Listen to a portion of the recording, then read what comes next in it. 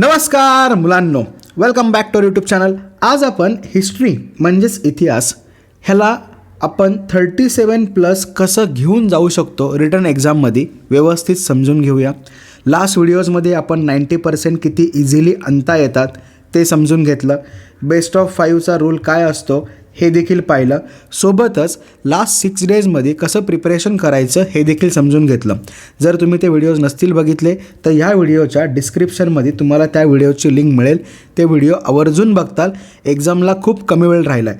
सोबत या व्हिडिओमध्ये तुम्हाला एंडिंगला एक मस्त सरप्राईज असणार आहे. सो व्हिडिओ एंडपर्यंत बघा, प्रॉपर प्लॅन समजून घ्या आणि नीट इम्प्लिमेंट करतात. बघा, आधी सुरुवातीला बोर्डचा पेपर पॅटर्न समजून घेऊया.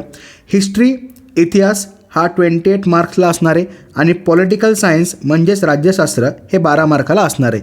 मी पेपर पॅटर्न दोन्ही दाखवलेले आहेत. मराठी मीडियमचा सुद्धा आहे, इंग्लिश मीडियमचा सुद्धा आहे.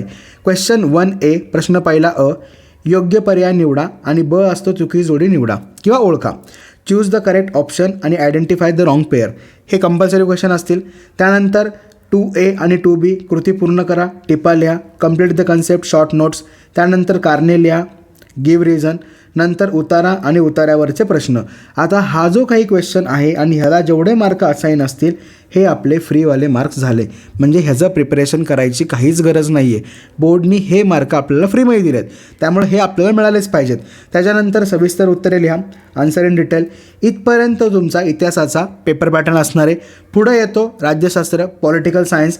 सेम पॅटर्न असणार आहे बघा. सुरुवातीला योग्य पर्याय निवडा, चूज द करेक्ट अल्टरनेटिव्ह. नंतर चूक की बरोबर, ट्रू फॉल्स विथ रिझन, म्हणजे तुम्हाला पूर्ण रिझन मेन्शन करायचं आहे. राईट असेल तर का राईट आहे, फॉल्स असेल तर का फॉल्स आहे, बरोबर असेल तर का बरोबर आहे आणि चूक असेल तर का चूक आहे ते लिहायचं आहे. नंतर संकल्पना, कृती, थोडक्यात उत्तरे. Complete the concept, do as directed, answer in brief. हा पूर्ण तुमचा ओव्हरऑल पेपर पॅटर्न असणार आहे. आता ह्या पेपर पॅटर्ननुसारच आपल्याला प्रिपरेशन करावं लागेल. आपण चॅप्टर वाईज जर प्रिपरेशन करायचा प्रयत्न केला तर काही ना काहीतरी राहून जाईल. त्यामुळं आपल्याला 37+चं मिशन ठेवलं आहे. त्यामुळे आपण पेपर पॅटर्ननुसार प्रिपरेशन करणार आहोत. मग पेपर पॅटर्ननुसार प्रिपरेशन करण्यासाठी कुठल्या कुठल्या गोष्टींची काळजी घ्यायची आहे 1 बाय 1 समजून घेऊ. बघा, क्वेश्चन टाईप तुम्हाला मी आत्ताच समजून सांगितले. त्याच्यानुसार प्रिपेअर केलं तर मार्क कन्फर्म होण्याचे चान्सेस खूप जास्त असतील. चॅप्टर वाईज प्रिपरेशन केलं तर काहीतरी प्रॉब्लेम होऊ शकतो. मग आता प्रिपरेशन करताना महत्त्वाची गोष्ट काय, PYQ जेवढे काही आले होते तेवढे सगळे पक्के करा. कुठं मिळतील देतो मी, टेन्शन नका घेऊ. व्हिडिओ एंडपर्यंत बघा. टेक्स्टबुकमध्ये प्रॉपरली मार्किंग केलेली PDF सुद्धा आहे आणि मी काढलेल्या PYQसुद्धा आहेत. त्यामुळं त्या सगळ्या गोष्टी तुम्हाला मिळतील, लोड घेऊ नका. सोबत टेक्स्टबुक रीडिंग करताना मेन गोष्ट काय तर नेम, प्लेस आणि बुक हे पहिल्या 5 चॅप्टरमध्ये खूप जास्त दिसतील, त्यामुळं ते अंडरलाईन करून ठेवा.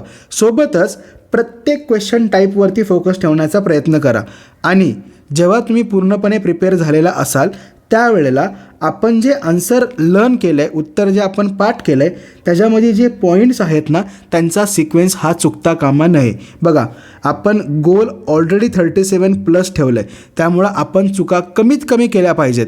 आता किती मार्कांचं एरर ठेवलं आपण, फक्त 3 मार्कांचंच एरर ठेवलं आहे. त्यामुळं जेवढ्या चुका कमी होतील तेवढे मार्क वाढतील. त्यामुळं पॉईंटचा जो काही सिक्वेन्स असणार आहे, जे काही मुद्दे उत्तराचे असतील ते व्यवस्थित लिहिता आले पाहिजेत. त्याच्यानंतर प्रॅक्टिस करण्यासाठी रफली ते जे काही पॉईंट्स आहेत ते 2 टाइम्स लिहा. हँडरायटिंग चांगलं आलं पाहिजे असा काही नियम नाही आहे. पटकन लिहून टाका, टेन्शन नका घेऊ. कळलं नक्की? समजलं? आता एक महत्त्वाची गोष्ट बघा, हिस्ट्रीमध्ये काही चॅप्टर जे आहेत ते खूप इझी आहेत. जसं की 5वा, 6वा, 8वा, 7वा हे इझी आहेत, हे पटकन होऊन जातील. मेन चॅप्टर कुठले आहेत तर पहिले 4 आणि 9. आता हे जे आहेत ह्यांना नक्की वाचताल. बघा, ह्याच्यामधून संकल्पना जी असती, रॉंग पेअर जे काही क्वेश्चन्स राहतात, MCQ जे काही राहतात हे पूर्णपणे रीडिंग बेस्ड क्वेश्चन्स आहेत. मग हे पूर्णपणे या चॅप्टरवरती येण्याचे चान्सेस जास्त राहतील, त्यामुळे हे नीट वाचताल. त्याच्यानंतर पॉलिटिकल सायन्समध्ये लास्टचे 3 चॅप्टर पक्के करून ठेवा. एवढं जर तुम्ही पक्कं केलं तर आपण जे 37+चं गोल ठेवलं आहे हे सहज शक्य आहे आणि हे आपण अचीव करू शकतो. समजला प्लॅन? आता तुमच्यासाठी एक सरप्राईज दिसलं बघा. ही एक PDF आहे, ह्याच्यामध्ये सगळे PYQ मी टाकलेले आहेत. व्यवस्थित PDF तुम्हाला दिसलं बघा. वरती प्रॉपर चॅप्टरचं नाव आलं आहे, टिपा लिहा, क्वेश्चन टाईप आहे, विधाने सहकारण स्पष्ट करा, सविस्तर उत्तर लिहा, कुठले कुठले क्वेश्चन्स आले होते सगळे व्यवस्थित या ठिकाणी मेन्शन केलेत, सगळं दिलं आहे बघा. इतिहास दुसरा चॅप्टर, प्रत्येक चॅप्टरमध्ये जेवढे PYQ आले होते सगळे ह्या ठिकाणी मेन्शन केलेले आहेत. आता ही PDF तुम्हाला कुठं मिळेल ते पण सांगतो, लोड नका घेऊ, पण हे सगळे क्वेश्चन नीट डिटेलमध्ये प्रिपेअर करून ठेवा. आता ही PDF तुम्हाला आपल्या ॲप्लिकेशनवरती मिळून जाईल. ॲप्लिकेशनची लिंकसुद्धा मी डिस्क्रिप्शनमध्ये टाकतो, त्या लिंकवरून ॲप्लिकेशन डाउनलोड करा. फ्री सेक्शनमध्ये तुम्हाला ही PDF मिळून जाईल.